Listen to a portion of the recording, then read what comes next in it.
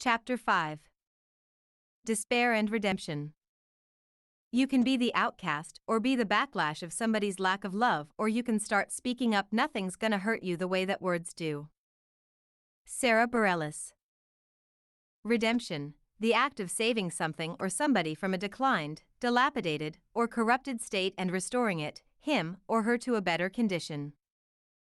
When Kakashi exited the tower, the sun was shining brightly, winking off the waterways in a cheerful manner that seemed to cruelly mock him. All he saw were blue eyes filled with the anguish and accusation from his betrayal. He walked aimlessly, not knowing where he was going and not caring either. He came out of the blackness to realize he had stopped, and widening his eyes, he saw the bar. He desperately wanted to drink until he forgot his little pup, his son. He stood there for a long time, torn between the desire to drink into oblivion or to fulfill his oath to Naruto. He took a step forward towards the building, then stumbled back in horror. He had made a promise to himself and his son, never again try to solve his problems with alcohol. That only made it worse. How was it possible to fall in love with something so fast? He should not have been capable of such feeling.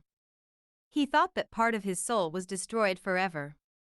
He did not get to spend a lot of time with the little chibi, but every moment burned itself into his memory, the loneliness and desolation in his eyes when he found him, which so matched his own feelings, and the terror when he took him back to the orphanage that night. The surprise and pleasure when he came back into the hospital room and didn't abandon him.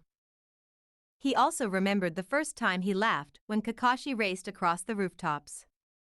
He had so many plans to make the kid laugh again. Then this morning when he showed the boy how to use the toilet. The glint of pride when he successfully copied the nin, and the way he strutted out of the bathroom made him proud too. In addition, his fighting spirit, it was there, hidden deep, but it was there.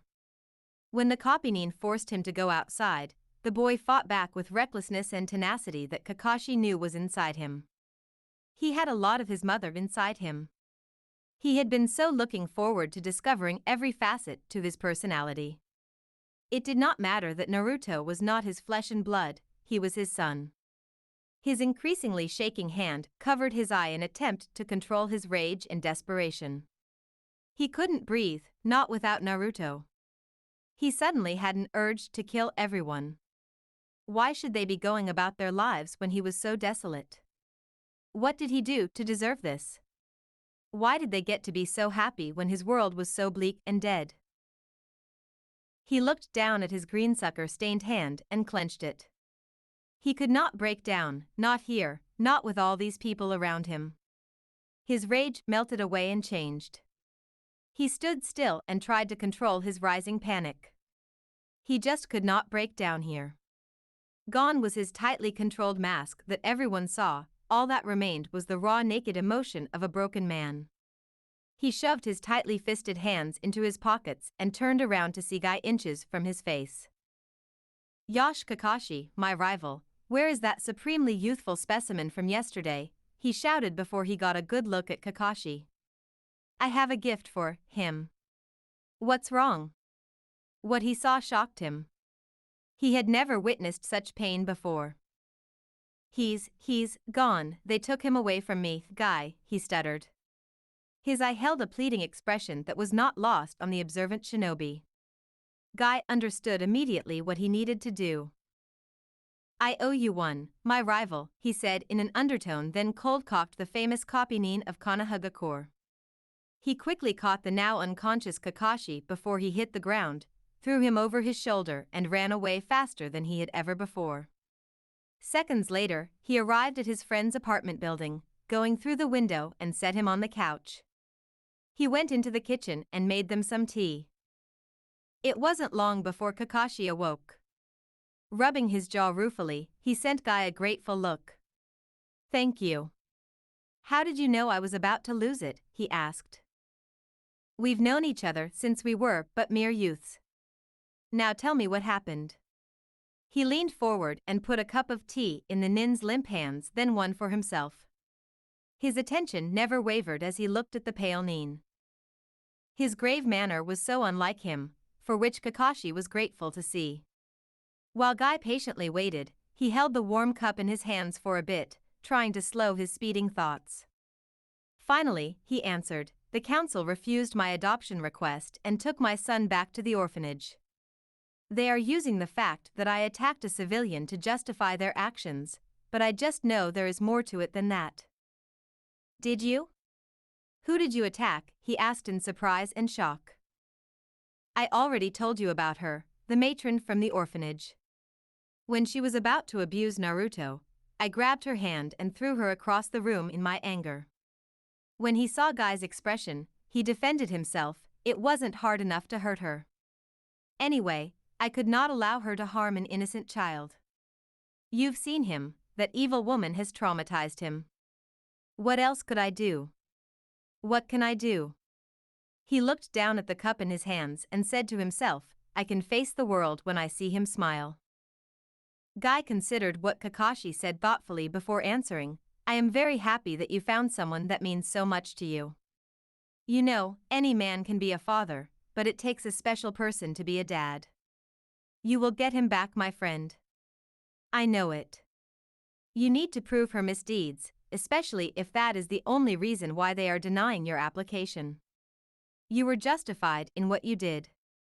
The law clearly allows for defending the weak and powerless, and that certainly is the case here. How do I prove it? The council forbids me from entering the orphanage. Guy, there is no one there who will protect him. I promised I would keep him safe. If I go there, I may never get him back, but if I don't, he could be hurt." Kakashi stood up quickly in suppressed rage and paced back and forth. His fury changed into depression and he sat back down on the couch. He covered his face with his hands before he continued, "What is wrong with me? Everyone I get close to suffers.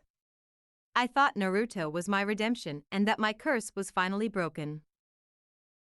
Guy moved closer to his good friend and gravely replied, "Yes, I know that you have had a lot of tragedy and guilt in your life, Kakashi. We all have emptiness inside and questions that do not have any answers. You need someone to blame, so you chose yourself. You have to stop that. You know, I believe the fourth Hokage changed the minimum academy graduation age because of people like us. You were 5 and I was 7. We were just too young to deal with the reality of a shinobi's life. The death and destruction we witnessed and caused during the war is nothing young kids our age should have ever been a part to. We never learned the proper way to deal with those types of trauma. He hated what it did to you, what it did to all of us. It was war, Guy. We did what we had to do. We need to stop speaking of the past and focus on the present. What can I do about my son?" Danzo Shimura was there with the council. "I cannot help but believe that he is behind all of this. When I was Umbu, we were investigating him, but we were never able to find any proof. The man is very cunning, and he holds a lot more power than people think.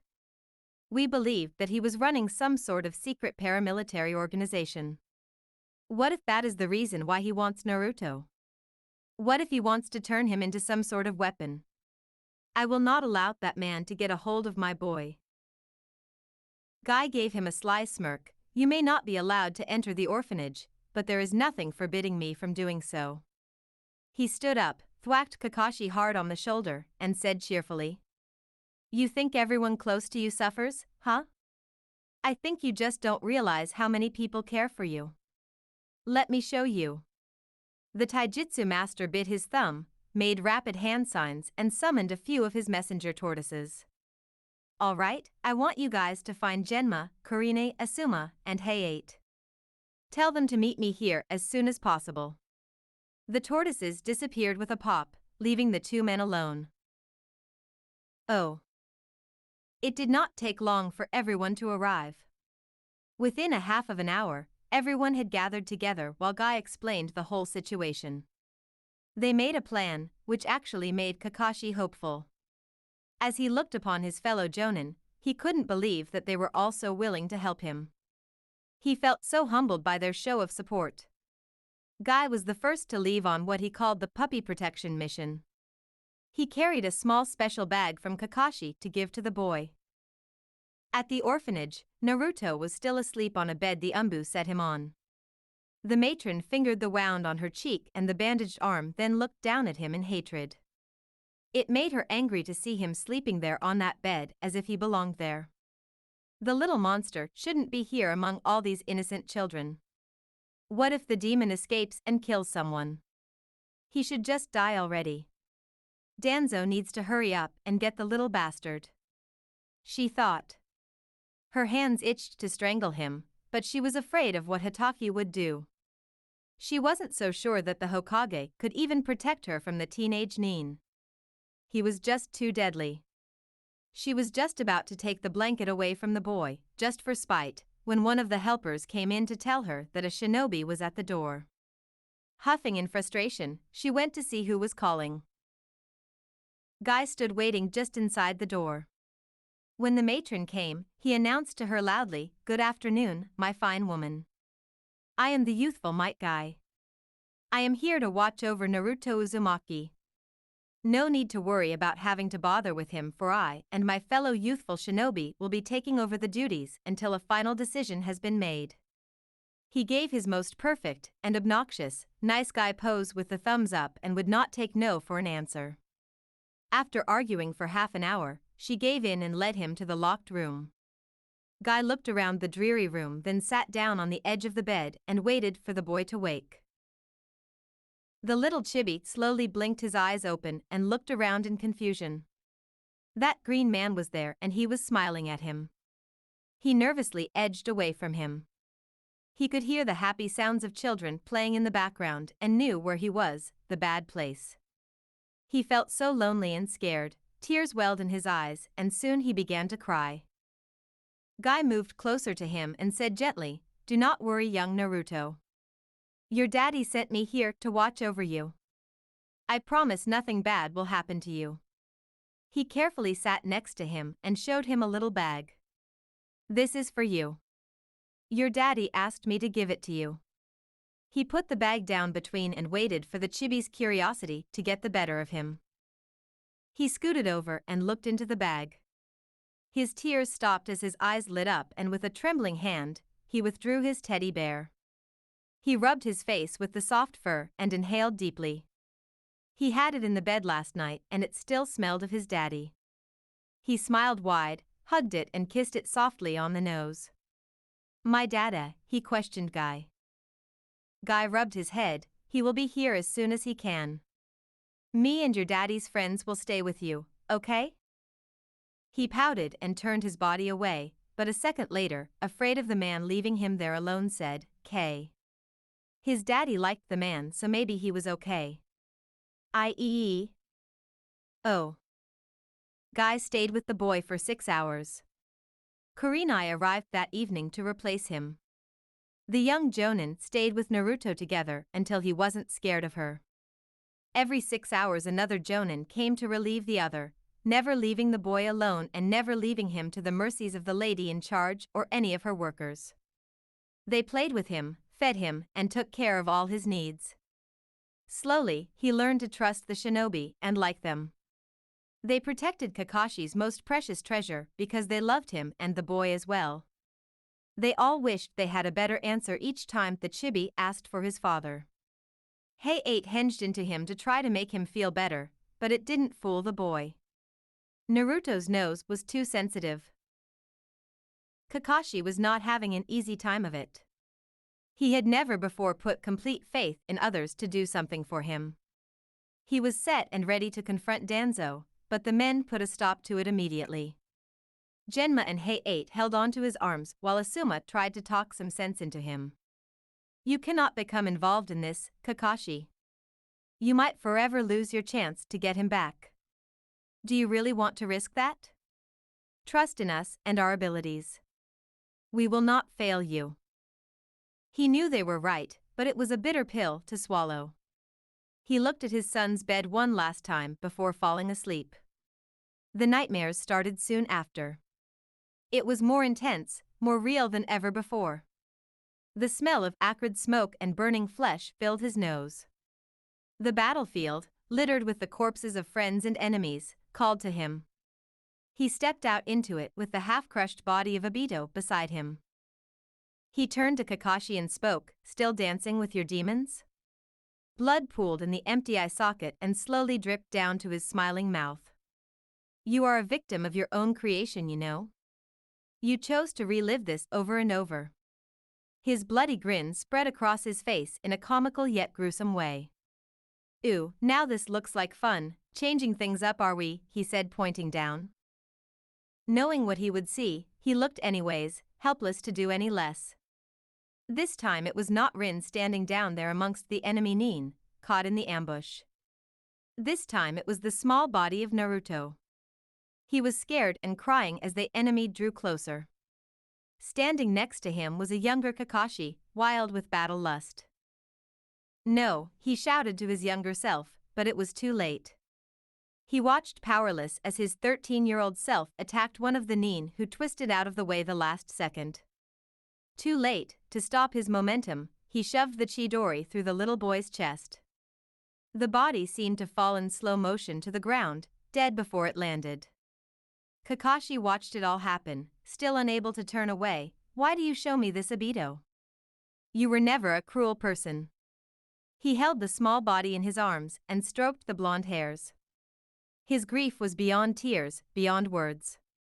He didn't look away from that precious face as Obito spoke again. His harsh voice echoed, "You should have known the price of your evil deeds, Kakashi. You will be a slave here until the end of time. You belong here." He mockingly laughed, "Your fate is looking clear, is it not, Hatake? You dare to love again? I guess you are not the genius you thought you were." Waking with a jerk, his body drenched in sweat, he groaned and sat up. His heart was pounding painfully in his chest and his head hurt. He went to the shower and stood in the steaming water for a long time, letting it pound on his back.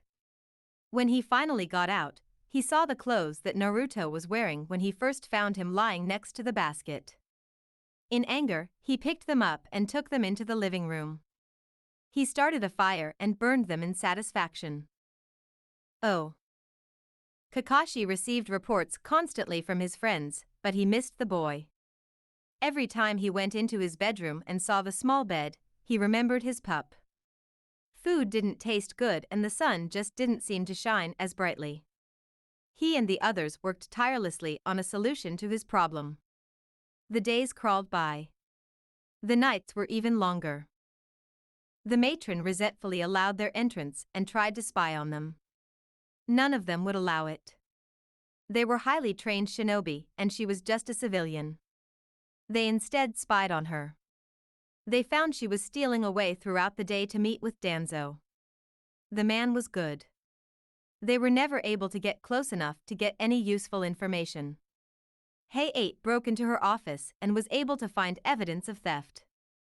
She was even stupid enough to keep records of abuse others had done to Naruto. The council would no longer be able to support the woman and would have to give in to Sarutobi. Although it hurt his heart, it was more than they could have ever hoped to find. Oh. On October 10th, the whole orphanage felt tense as if holding its breath. The women evacuated the children early on, but refused to take Naruto with them. The whole village was in mourning for their lost brothers and sisters from the attack 3 years ago. Bars seemed to overflow with the people who wanted to drown their sorrows in alcohol. Genma was entertaining Naruto at the moment when the mood all changed from anxious to terrified. Although there were umbu stationed along the perimeter, there were not enough of them. A small side door left unlocked let in the drunken rabble. They ran through the hallways, destroying everything they met. The refrigerator lay on the floor and tables were overturned. They even threw a couch out the window. Then they started a fire in one of the classrooms, which quickly spread down the hallways towards the children's bedrooms. The intoxicated villagers were screaming for the blood of the monster that killed their families, the monster that lived inside the newly turned 3-year-old Naruto Uzumaki. While the umbu was trying to control the horde, Genma scooped up the boy in his arms and raced out of the building. He wasn't worried at all. It wasn't even him. He had made a clone much earlier in the day. This what they had hoped would happen. This would give the council the irrefutable proof they needed of the unsuitability of the orphanage as a place for Naruto to live. Kurenai and several Umbu who were loyal to the Hokage had been concealing themselves within to get more proof of the woman's treachery. Now they had it. When Danzo wouldn't take the boy immediately, she told the villagers how to get in and told them exactly where he was. They were not able to get anything watertight on Danzo unfortunately, but now they were on to his mechanisms. They would be watching him closely from now on. Oh. The real Genma and Naruto were safely across the village waiting in a safe pre-arranged location playing a little game of tag, when he stopped and scooped him up. He took the sunbon out of his mouth and blew a raspberry on his belly. "Do you want Uncle Genma to take you to see your daddy, little guy?" he joyfully asked the giggling boy when he saw Guy approach from a distance. The chibi bounced in his arms and clapped his hands. "Yup, want my daddy. Is he comin'? Is he comin' now?" Genma nodded to the chibi's delight. Guy moved closer and asked, "Were you followed? Did everything go as planned? Did we get all the proof?" He stared at the boy like a starving man. His arms twitched several times as if he was preventing himself from grabbing the small boy. "I am very happy to say that hellhole is on its way to becoming nothing but ashes. The Hokage already has another building set aside as housing for all of the orphans and someone new to take charge. No one has been hurt, well, except for a few villagers who tried to take on your old Umbu squad. They really are efficient," he said with a smile, Kakashi Hatake. The copy-nin removed his henge, grinned at Genma beneath his mask, and with a soaring heart, pulled the little boy into his arms. "Happy birthday. Did you miss me, son?" he asked as he kissed and hugged him. Naruto looked in surprise at the masked shinobi. He was no longer the nice green man, he had the silver hair, the one dark eye and the smell that could only belong to one special person. "Daddy," he squealed in exhilaration. He grabbed him hard and buried his face in his neck. "You stay with me now?" Kakashi didn't care who was watching, he wrapped his arms tightly around the boy and let the tears flow. "Yeah, pup, I'm staying with you. I could never make it through this world without you, I just wouldn't have a clue how to. We are going to the tower right now and make the Hokage sign those papers right now." He turned around to see Guy, Asuma, Kurenai, Hey-8, and Genma standing there. They all had huge smiles on their faces. They shouted and cheered. For once, the loud noises did not scare Naruto. Asuma smirked and said, "No, what you meant to say is that we are all going to the tower, and we are all going to make my old man sign those papers." The four other Jonin nodded their heads in agreement and took off together. "Party at Kakashi's place," yelled Hey-8. "A birthday party for the little chibi," shouted Kurenai. Oh. The Hokage was waiting for them when they arrived at his office window. He let them in and presented Kakashi with the adoption papers. "Excellent work," he said proudly to them all. "I knew you all would be able to pull it off." Kurenai blushed at the compliment. "I have been trying for so long to find the boy a better place. None of the homes he went to worked out. I had no idea that woman would send him to such places. Each one was worse than the next. The boy was feared and hated too much." Asuma asked, "Why didn't you let Kakashi have him in the first place? You are the Hokage after all." Hiruzen sighed at his son. He never did understand. "You know that I answer to the council somewhat. If I did not, then I would be a despot. Usually they do everything for the good of the village. Danzo has a lot of influence over the ninja and civilian council members. I was forced to do it. I regret now that I did not just sign the paperwork without telling them about it, but I had no idea they would object. He is gaining a lot of power over them. Kakashi, I know you have retired from the Black Ops, but I need your help. I have no right to ask this, but we are very short on shinobi in the village. We really need to find out what that man is up to and stop him. I would like you to consider becoming a regular Jonin." I would not send you on any long-term missions. I also know of a new genin that will be able to help you with Naruto. He is at your place right now. Do not make any decisions this minute. Take some time off to think about it and spend it with your new son. Go home, all of you. Naruto perked up. He placed his hands on each side of Kakashi's face, turned it to face his, and then demanded, "Home now, yup daddy." "Yeah, home little man," he agreed softly and with feeling. They left the tower and raced across the rooftops towards Kakashi's apartment, which was ablaze with light. Upon entering, they found the genin had decorated the place for Naruto's birthday on the Hokage's orders. Also waiting there was a very angry Tsum. "Kakashi Hitaki," she yelled, "you should have asked for my help. I told you that we were friends. If one of my brats were in trouble, you woulda helped him, right?" "Why yes of course," he stammered in embarrassment. He felt like a young school kid being lectured in front of the class.